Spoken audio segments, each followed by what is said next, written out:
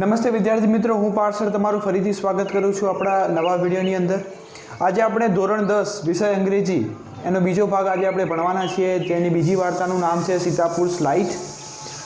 તો આ વાર્તાને સૌથી પહેલાં આપણે વાંચીશું, પછી તેનો અનુવાદ કરીશું અને તેના જે ભારે અંગ્રેજી શબ્દોનું આપણે ગુજરાતીમાં અનુવાદ સમજીશું। તો ચલો વિડીયોની શરૂઆત કરીએ। પહેલો પેરેગ્રાફ છે એનો, In rural Uttar Pradesh, over 60% of households are without power. Sitapur district is one of such place with no power. A small social enterprise called Mera Gaon Power is trying to change things. They are putting 2 solar panels at a time. In just over a year, MGP has connected more than 3,500 customers to solar power mini grids at a village level. તો આ પહેલો paragraph છે। એક ઉત્તર પ્રદેશનું એક ગામડું છે જેનું નામ છે સીતાપુર, અને ત્યાંના ઓલમોસ્ટ ઉત્તર પ્રદેશના ઓલમોસ્ટ 60% જેટલા જે મકાનો, હાઉસ હોલ્ડ એટલે ઘર કાં તો મકાન,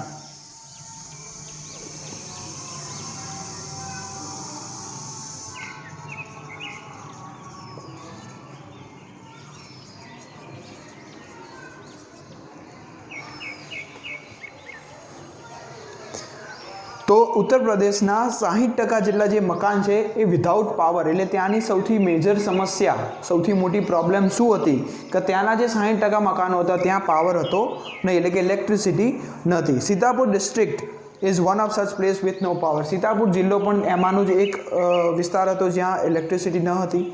અ small social enterprise called Mera Gaon power is trying to change things. Mera Gaon power social enterprise છે। સોશિયલ એન્ટરપ્રાઇઝનો અર્થ શું થાય? એક સામાજિક સંસ્થા જે સમાજ સેવાનું કામ કરતી હોય।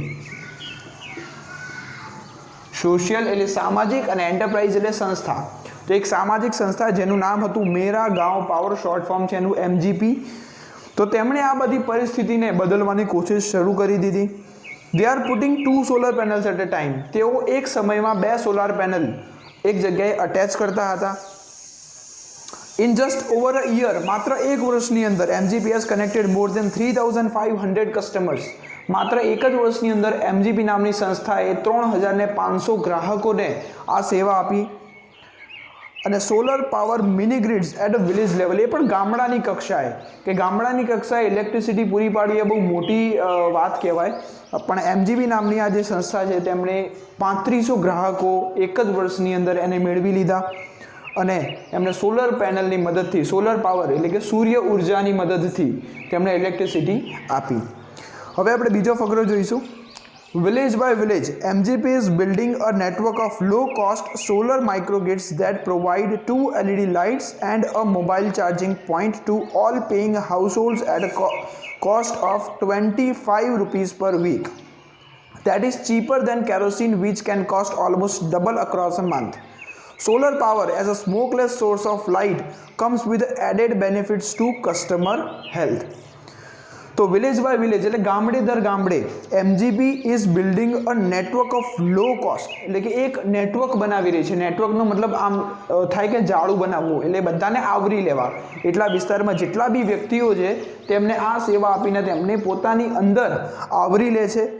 તો MGPએ એક નેટવર્ક બનાવી દીધું લો કોસ્ટ। લો કોસ્ટ એટલે ઓછી કિંમતવાળું, ઓછા ખર્ચવાળું સોલર માઇક્રોગ્રીડ, એટલે સૌર ઉર્જા આપતી એક માઇક્રોગ્રીડ, એટલે કે એક પેનલ આવે, પેનલની વાત ચાલે છે। ધેટ પ્રોવાઈડ, હવે એ શું આપે? પ્રોવાઈડ એટલે આપવું, પ્રોવાઈડ જેનો અર્થ થશે આપવું કાં તો પ્રદાન કરવું। Provide 2 LED lights and a mobile charging point. તો એ જે સોલર માઇક્રોગ્રીડ, એ જે નાની પેનલ હતી શું પ્રોવાઈડ કરતી હતી? તો 2 LED લાઇટ્સ કે જે નાના જે LED ગોળ આવે એ એની અંદર ચાલી શકે, અને પ્લસ એક મોબાઈલને ચાર્જ કરવા માટેનો પોઈન્ટ આપે। એ બધા જ ઓલ પેઇંગ હાઉસ હોલ્ડ્સ, એટલે કે જેમણે પણ આ સેવા લીધેલી છે એ બધાને આ પ્રકારની ફેસિલિટી આપે છે એટ કોસ્ટ ઓફ, અને તે એનો ખર્ચ માત્ર કેટલો થાય છે? માત્ર એનો ખર્ચ થશે 25 રૂપીસ પર વીક, એક અઠવાડિયાના માત્ર ને માત્ર 25 રૂપિયા। હવે એ કોસ્ટને કમ્પેર કરેલી છે, એટલે કે સરખામણી કરેલી છે કોની સાથે? કેરોસીન સાથે કે એ વખતે જ્યારે ઇલેક્ટ્રિસિટી નથી ત્યારે એ લોકો કેરોસીનનો ઉપયોગ કરતા હતા. ઓબ્વિયસલી અજવાળું કરવું હોય તો ફાનસનો ઉપયોગ કરીને ફાનસની અંદર કેરોસીન વાપરવામાં આવે. તો એ કેરોસીનનો ઉપયોગ કરતા હતા ને કેરોસીનનો જે ખર્ચ જે છે that is cheaper than kerosene which can cost almost double across a month.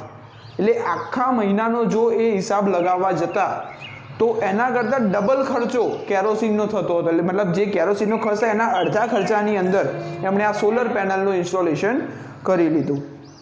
Solar power as a smokeless source of light comes with added benefits to customer health. Solar power એક સ્મોકલેસ સોર્સ, સ્મોકલેસ એટલે કે ધુમાડા વગરનો, એટલે કે ધૂમ્ર રહિત.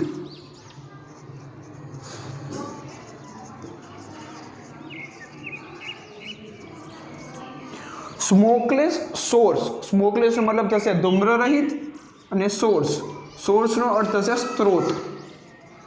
તો solar ઉર્જા જે છે, સોલર પાવર જે છે, સૌર ઉર્જા as a smokeless source of light, light એટલે પ્રકાશ, તો પ્રકાશનો એક ધૂમ્ર રહિત સ્ત્રોત છે. Comes with added benefits to customer health, અને તેનો ફાયદો ગ્રાહકને બીજી કઈ રીતે થાય છે તો તેમની હેલ્થના થ્રુ. જો એ કેરોસીનનો ઉપયોગ કરે તો કેરોસીનમાં ફાનસ, જે ફાનસની અંદર કેરોસીન વપરાય છે એની અંદર ધુમાડો પેદા થાય જ્યારે એ લોકો વાપરે ત્યારે, અને એ ધુમાડાથી એમને હેલ્થને નુકસાન પહોંચે. પરંતુ જ્યારે સોલર પેનલનો ઉપયોગ કરે છે, સૌર ઉર્જાનો ઉપયોગ કરે છે ત્યારે તેમાં કોઈ પણ પ્રકારનો ધુમાડો ઉત્પન્ન થતો નથી અને તેમના હેલ્થને કોઈ પણ પ્રકારનું નુકસાન પણ થતું નથી. Installing a microgrid is a grand event in the village and everyone gets involved. In the village of Damdam Purawa, the team maps the village house by house beneath the scorching midday sun, working out where to place each wire so as to connect customer to the power source.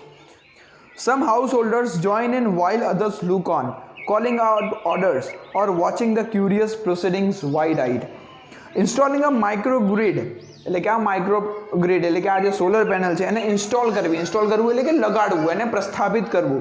તે પ્રસ્થાપિત કરવાની જે આ event જે છે, આ એક કાર્ય જે છે ગ્રાન્ડ એટલે ભવ્ય કાં તો વિશાળ.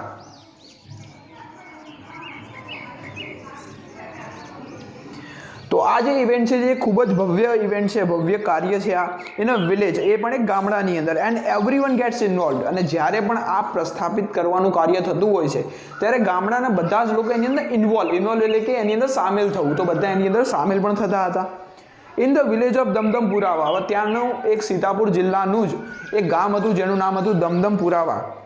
The team maps the village house by house beneath the scorching midday sun. હવે આ જે એમજીપીની ટીમ હતી, હવે એમને જે જગ્યાએ એમને સોલર પેનલ લગાડવાની હોય તો એ જગ્યાનો પહેલાં એ સૌથી પહેલાં શું કરે, અવલોકન કરે કે કઈ જગ્યાએ સોલર પેનલ લગાડવી, એની બેટરીઝ કઈ જગ્યાએ લાગશે, વાયર કેવી રીતે લગાડવો, આ બધું જ એ લોકો મેપ કરવું એટલે કે એનું અવલોકન કરવું અને ડિસાઇડ કરવું, નક્કી કરવું કે કયો વાયર ક્યાં લગાડવો.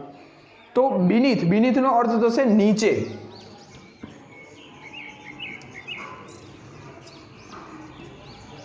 તો બીનીથનો અર્થ થશે નીચે. બીનીથ તો સ્કોર્ચિંગ મિડડે સન, સ્કોર્ચિંગ એટલે બળબડતો, અને મિડડે સન એટલે બપોરનો, મધ્ય બપોરનો તડકો. તો મધ્ય બપોરના તડકાની અંદર, તડકાની નીચે આ જે ટીમ જે છે, એમજીપીની ટીમ છે, એ ઘરે ઘરે જઈને મેપ્સ એટલે કે અવલોકન કરતી હતી અને માપન કરતી હતી, એટલે કે માપતી હતી. શું માપતી હતી? વેર ટુ પ્લેસ ઈચ વાયર, કે દરેક વાયરને કઈ જગ્યાએ મૂકવો, રાખવો. સો as two connect customer to the power source, કે જેથી, સો એઝ એટલે કે જેથી, કે કસ્ટમરને એટલે કે ગ્રાહકને તે પાવર સોર્સ એટલે કે ઉર્જાના સ્ત્રોત સાથે તે કનેક્ટ એટલે કે જોડી શકે.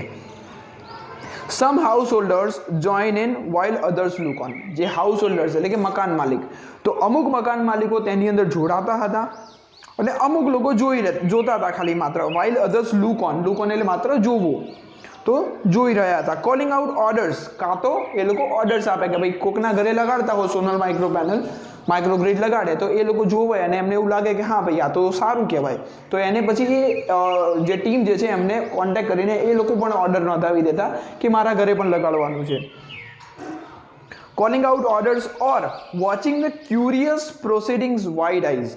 સૌથી પહેલાં ક્યુરિયસનો અર્થ શું થશે? ક્યુરિયસ એટલે આતુરતા, એટલે ખૂબ જ અંદરથી આતુર હોઈએ આપણે કોઈ વસ્તુ નવું કોઈ વસ્તુ થતી હોય એને જોવા માટે આપણે ખૂબ જ આતુર હોઈએ એને કહીએ ક્યુરિયસ. એના પછી છે પ્રોસિડિંગ્સ.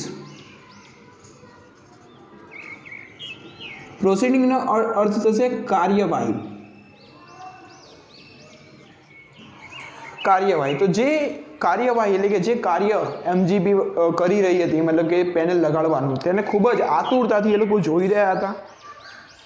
એના પછીનો ત્રીજો ફકરો છે the roof of a sturdy brick walled home in each village is always chosen as a site for the panels and the battery.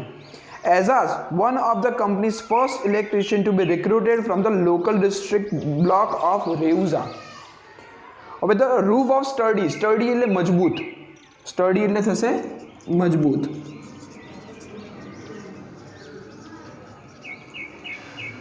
તો રૂફ એટલે થશે છત, તો મજબૂત. અને બ્રિક વોલ્ડ હોમ, બ્રિક એટલે ઈંટ, તો ઈંટથી બનેલા મકાનના મજબૂત છતને પસંદ કરવામાં આવતી હતી. શેના માટે?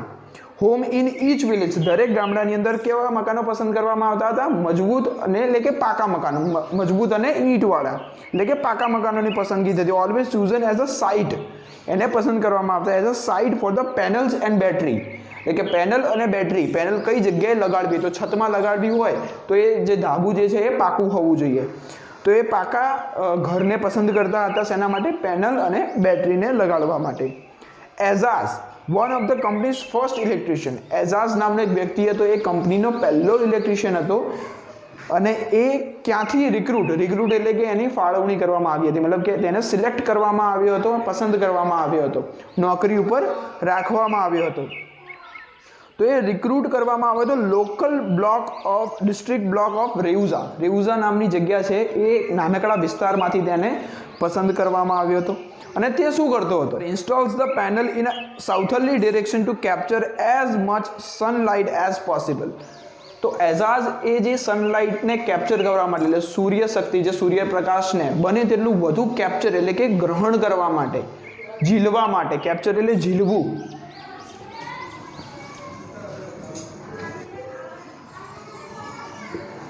કેપ્ચરનો અર્થ થશે ઝીલવું.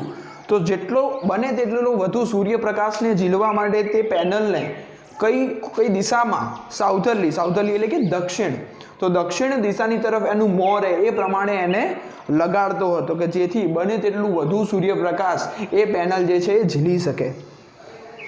એના પછીનો ફકરો છે we are saving our environment with these lights and there is no pollution in our homes either, says a farmer from the village.